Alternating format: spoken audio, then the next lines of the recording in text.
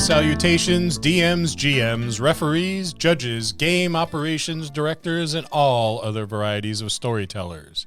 This is your DM, Scott, and your DM, Bill, and I am Lou. And it's time for another DM quick tip. Well, yeah, how's it going, guys? Pretty good. yeah, you guys crashed my quick tip. Yes, we did. Haha. Yeah. Figured it'd be time we do Welcome. something different. Yeah. And although we're only going over like 3 points, there's nothing to say that this is going to be quick at all. No. Because once Bill gets talking, I mean, you never know. This could go on forever and ever. What are we talking about today? Feats, right? Yes, feats. Draconic feats. Yes, dragon have feet. Yeah. Yes, they do. Sometimes 2, sometimes 4, sometimes 6. It all depends. Yes. And this, of course, is out of Fizban's Treasury of Dragons. Yep. A new book. A new book. Exciting. It even has that new book smell. It does. I smell all my books often. I don't know if the book is exciting. Well, it was exciting that we're getting a new book. Yes, it is. But you have to listen to our review of the book to really get our opinion on the book. Because our opinion's everything. Yes. Your world should revolve around our opinion. At least in my point of view. And someone's world should revolve around my opinion. I haven't found that person yet. Yeah, and it's me either. That's why we're out there fishing. Yep. Somebody out there, anybody, Please listen. please. Let us know on our... Tell your friends. Go to the DungeonMastersDojo.com and go to scroll to the bottom of the webpage and let us know that you're listening to us and we're the center of your universe. Yeah, send us an email because you Yeah. get entered into our epic giveaway, and it's starting to slow down, and we really want to give some stuff away. So visit us, email us. Do something. Yeah. Just do it for us. Okay, draconic feats. Yes. All right, so We get a couple, right? yeah, I think you get 3. 3. That's easy to manage. Yes, it is. And usually, like all masters, you achieve mastery in one of the capabilities or discovering the abilities to do something new. This mastery arises from the draconic source, whether it's a gift of a dragon, a manifestation of some form of draconic heritage, or the blessing of a draconic god, or the consequence of slaying a dragon. It can have supernatural effects. You're going to have to wait probably, I would imagine, well past 4th level before you slay your first dragon and get a draconic feat. DMs, I would encourage you to do that.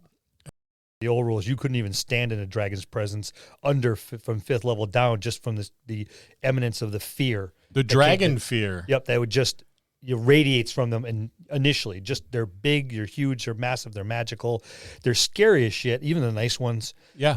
You're scared, plain and simple, and it takes every ounce of willpower just to stand there in front of them. Yeah, now, I know a lot of old players will probably feel like that, but Jeremy Crawford, who put this book out, says otherwise. Oh, yeah? He says they're designed to be used right from the beginning. They may be designed to be used right from the beginning, Mr. Crawford, but You ain't slaying one at 2nd level. that's Well, right. you don't have to slay a dragon. That's the whole thing. He says all of these were designed to be picked up right from the beginning. You don't have, but if you're going to pick it up from slaying a dragon, you should be a little higher level. Oh, yes. Yeah. We're not talking about wormlings either. We are not, because how could a wormling infuse you with some sort of feat or ability? They're brand new to being dragons. No, I think this is from adult dragon and larger. At least that's how I would look at it. I don't believe it says so, but It does not. it makes more sense that from an adult dragon up. So let's get into it. Lou's fact checking over there. He- Oh, no, I got to get the book up so I can see. He looks very studious. He's got the book like 1.5 inches from him. Well, I don't have my glasses on. You want me to go get another set of reading glasses? No, I got mine in the car Yeah, well, that's a good place for him. so I can see when I'm driving. Yeah, that's good. And be blind elsewhere. How often do you read while you're driving? Never. That's good. That's a good practice. Well, yeah, okay. So I guess those glasses are really helping, huh? No, they're just so I can see the other cars. Ah, okay. So let this be a lesson to Wizards of the Coast. Please consider large print books for people of a certain age. Yeah, Don't wear their glasses. Right, because they forgot them in the car. Yeah, I don't think there'd be any problem going from 224 pages to 1,000, 300. yeah. 395 because the font has gone up by 4 settings. You need a good 24 font on that. Yeah, I could deal with that. So we have the Gift of the Chromatic Dragon. That's pretty exciting. Sounds it. So as a bonus action, you could touch a simpler martial weapon and infuse it with one of the following damage types: acid, cold, fire, lightning, or poison, any of those chromatic breath weapon themed type of things. Mm-hmm. For the next minute, the weapon deals an extra 1d4 damage of the chosen type when it hits. That's pretty good. It is. After you use this bonus action, you can't do so again until after you finish a long rest. In addition to that, you get that reactive resistance. When you take acid, cold, fire, lightning, or poison damage, you can use your reaction to give yourself resistance to that instance of damage. And you can use this reaction a number of times equal to your proficiency bonus, and you regain all expended uses when you finish a long rest. Not bad. Not bad. Any resistance against any of these, especially when you're dealing with dragons or dragonkin or anything of the sort, or some of the other creatures and monsters that are in this book as well that have dragon associations, that could be helpful. And the extra damage is good damage too. And the extra damage is good damage. It is not bad at all. Every little bit helps. And then we have Gift of the Gem Dragon. This is one of Bill's favorites. That's why he didn't want to read it. Damn, we figured it out. You manifested some of the power of the Gem Dragon, granting you the following benefits. I like this because it gives you 2 different benefits. Increase your intelligence, wisdom, or charisma score by 1 to a maximum of 20. You also get telekinetic reprisal. When you take damage from a creature within 10 feet of you, you can use your reaction to emanate telekinetic energy. The creature that dealt damage to you must make a strength saving throw. DC equals 8 plus your proficiency bonus, plus the ability modifier of the score increases by this feat. On a failed save, the creature takes 2d8 force damage and is pushed up to 10 feet away. On a successful save, the creature takes half as much damage and isn't pushed. You can use this reaction a number of times equal to your proficiency bonus, and you regain all expended uses when you finish a long rest. That's a pretty potent feat right there. It is. It's changed since the Unearthed Arcana. Yeah. I believe the Unearthed Yeah, Arcana, if they failed or if they made their save, nothing happened. At least you still take some damage now. Yeah, you just don't get pushed, but you still Right. take a bit of a hit. And then it's on to Gift of the Metallic Dragon. Oh, wait a minute. That's Yes. it? Oh, what was there more? I was waiting for. Oh no, but the trigger word wasn't used, so I'm good. Oh, psionics. Ah, jeez, you had to say it. You don't have anything to say about that? Though? I will get into that later in the book when I actually go into that. Oh, okay. All right. Well, At the moment, proceed then. Oh, I shall. Thank you. Gift of the Metallic Dragon. You manifested some of the powers of the Metallic Dragons, grant you the following benefits. Draconic Healing. You learn the Cure Wound spell. You can cast a spell without expending a spell slot. Once you cast a spell in this way, you can't do so again until you finish a long rest. You can also cast a spell using spell slots that you have. The spell's spellcasting ability is Intelligence, Wisdom, or Charisma when you cast it with this feat. Choose when you gain the feat. And then there's Protective Wings. You can manifest protective wings that can shield you and others.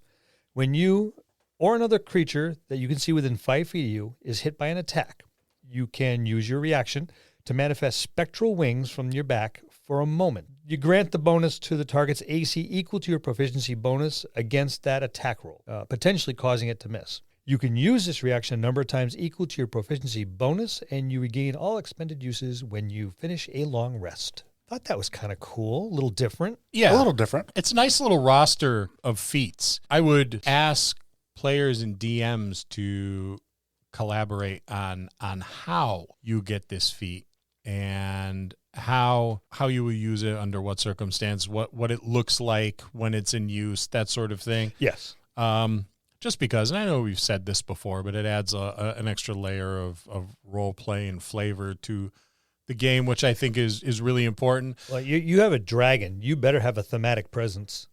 Yeah, absolutely. Like what is it that, I mean, this isn't something that you can go to a ludus or something like Shield Master and learn how to do. Right. Right. There's got to be something almost spiritual or or something. Even if it's just an animalistic reflex, but it needs to be portrayed as such. Yeah, I think this would be really cool to have in like a martial arts themed adventure, stuff like this, where it's like, okay, I learned all these feats of dragon kind from some ancient martial arts master who had mastered some form of kung fu or whatever associated with dragons from watching like dragons fly or hunt or was whatever. taught by one. Or was taught by one. Maybe that old ancient master is a dragon in human form because they enjoy walking amongst people and experiencing kind of what the mortal life is like, because dragons are very long-lived creatures. Break the monotony of just lying around in your horde. Yeah. And that goes to with what Jeremy Crawford was saying. In other words, you don't have to just slay a dragon. You could have been in the presence of a dragon, Yes. did a favor, or saved a dragon, like the one that's in human form. Did something. There's many different ways for you to obtain I won't say the rights to have the feat, but the gift. Ability. The gift. Yeah. Because that's what they are. They're still gifts. Yes, it's not something that maybe most people would learn in like an academic or type of setting. Yeah, you're not going to the wizard's tower to learn one of these. Yeah, exactly. Or any of the pretty much anything in this book. Where a lot of the feats in the player's handbook, you could do just that. You could go somewhere and be formally taught. And with the exception of maybe the old martial arts master or some spiritual journey of sorts, there's got to be a thematic, or doesn't have to be. It's however you play the game, but there should be, I think, some justification. Yeah, I think we talk about thematics all the time because we try to do that at our tables. Yeah. Yes. So we try to say, hey, thematics brings a lot to the game, so you guys should try to be a little thematic with your characters. Well, it enriches the character. It enriches the playing experience for everyone else at the table. Yeah. And if you're good at it and someone else isn't, you could help teach them how to and draw them out of their shell, and then they in turn will learn to be a little more thematic at the table, and then again they will enjoy the experience a little bit more because as you're describing it, you're picturing it in your head. Mm-hmm. At least I would imagine, and you want to convey that vivid picture in your head to the people around you, and going, I'm just going to do draconic healing, and he gets 1d8. That that doesn't work on our table. No. It works great in a video game. Well, but even in video games, you still get some. You get something. Yeah, you get the visual. The visual, and everything. yes. Yeah. So, flavor it. Well, I mean, draconic healing. What's to say that the person who isn't even draconic, instead of a verbal component, opens his mouth and exhales, and it looks like a small wisp of red smoke or blue smoke or whatever the color associated with that dragon's breath would be, and it washes over them. And as it does so, they're limbed in this color, and then the healing begins. And that's a whole lot more enjoyable to have described and listened to than I heal him for 1d8. Well, yeah. Well, that's another way you did when you were just talking about that. Say the dragon just blew the fumes over you. Yeah. It's in a way to imbue yourself or to become imbued with some of these feats. Yes. Well, if the dragon did it to you, but even if you're a draconic feats, you could be a player character. You can be a dragonborn or something like that with this feat. Even if you're not a dragonborn, there are some classes here that will allow you, even in humanoid form, to study some of this stuff. Yep. And if you were in the presence of a dragon, I may look human, but I have some of these abilities, and you can see a human doing that, just over a person. This blue mist comes out, and you can hear the crackling of like frost, in that snow, that kind of crackling sound as things get cold immediately, and it gets a blue tinge to them, and all of a sudden the wounds heal. That would be a lot more fun to listen to described. It definitely would. But then, okay, you get 6 points back. I would do it almost like Michael Clark Duncan from The Green Mile. Where you, where you're blowing all the bad stuff out in like kind of a pseudo breath weapon type of thing as the person's healing. You're like the conduit for their injuries, being passed out kind of like into wherever. It's even one of those where it goes away from them and it shows up on your body, then it disappears as your body as you exhale, the contaminant and the wound and the damage. And that's Draconic Feats. We'll see you next time in the dojo.